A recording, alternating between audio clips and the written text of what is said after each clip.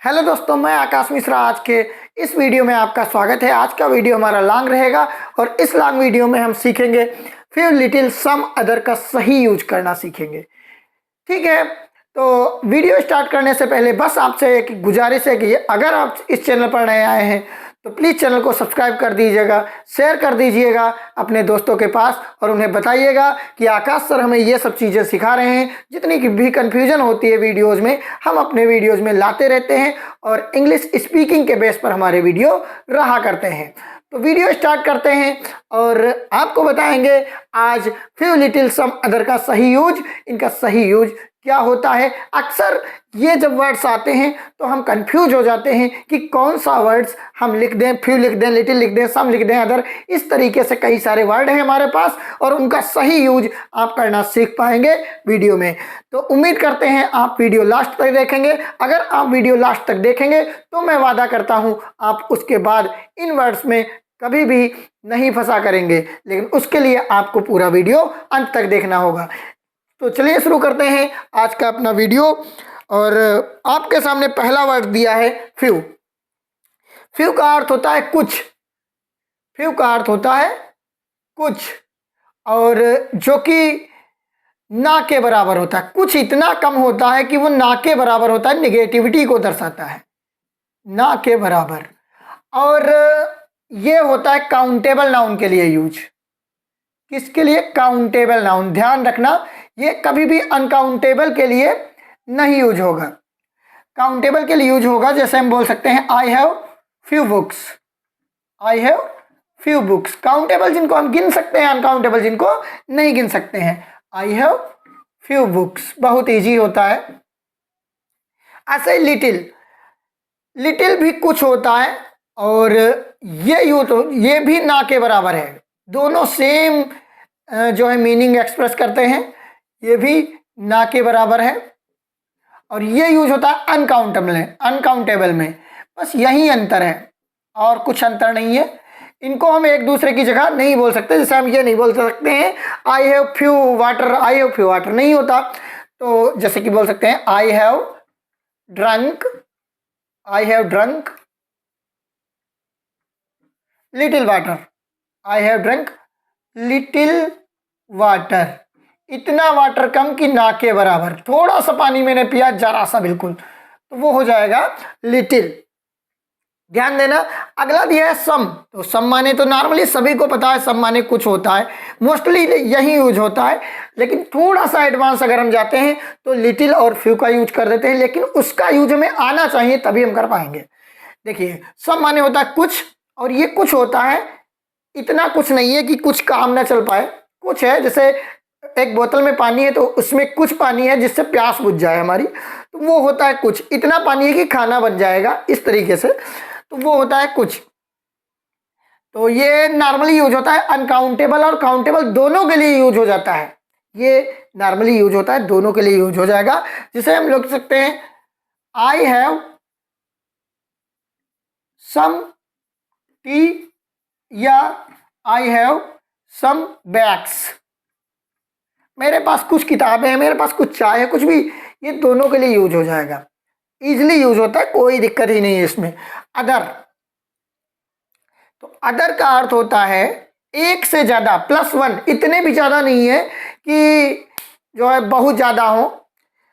एक से ज्यादा है, दो है, तीन है, पांच है, इससे ज्यादा नहीं है, तो प्लस वन ही होता है ये। अदर माने होता है दूसरे। दूसरे, जैसे तुम मार्केट गए और तुमने क्या किया, बुक्स खरीदी। I will purchase, PURCHASE, purchase other books, other books. ठीक, I will purchase other books, मैं अन्य किताबें खरीद लूंगा। तो अन्य किताबें यहां पर प्लस वन है, मतलब एक से ज्यादा अदर। दूसरा होता है अनादर।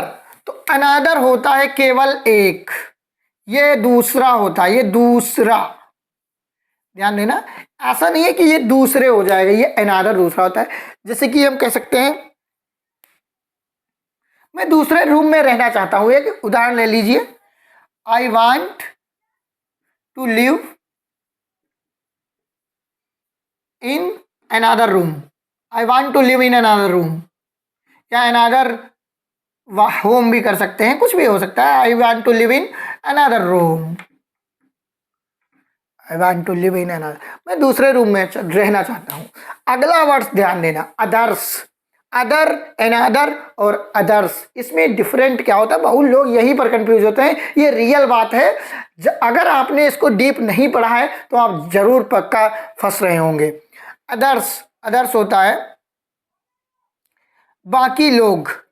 इसमें लोग क्या करते हैं, अदर्स को वस्तुओं के लिए इस्तेमाल कर देते हैं, तो कभी भी वस्तुओं के लिए अदर्स नहीं आता। बाकी लोग और अन्य लोग, अन्य लोग, ये पीपल के लिए ही आता है, ठीक है। I will go, I will go,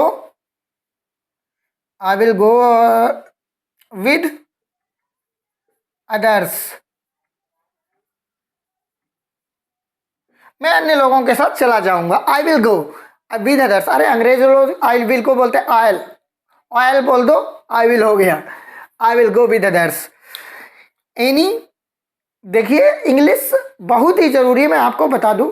English आप चाहे कॉमर्स लिए हो, चाहे साइंस हो, साइंस साइड मीन्स लिटरेचर हो, चाहे कुछ भी, चाहे एजी हो, इंग्लिश आपके लिए बहुत ज़रूरी है।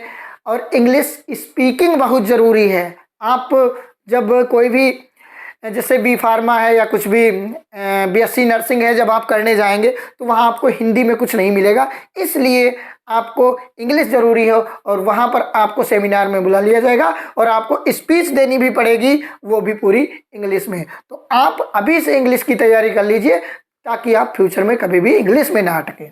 और वो काम हो पाएगा अगर आप आकाश सर के वीडियो देखते हैं, तभी हो पाएगा, क्योंकि हम बहुत सारे वीडियो लाते रहेंगे और वो होंगे सारे कन्फ्यूजन पर और सारे इंग्लिश स्पीकिंग पर। तो बने रहिए मेरे साथ। देखते हैं अगला वर्ड क्या है। अगला वर्ड है हमारा एनी।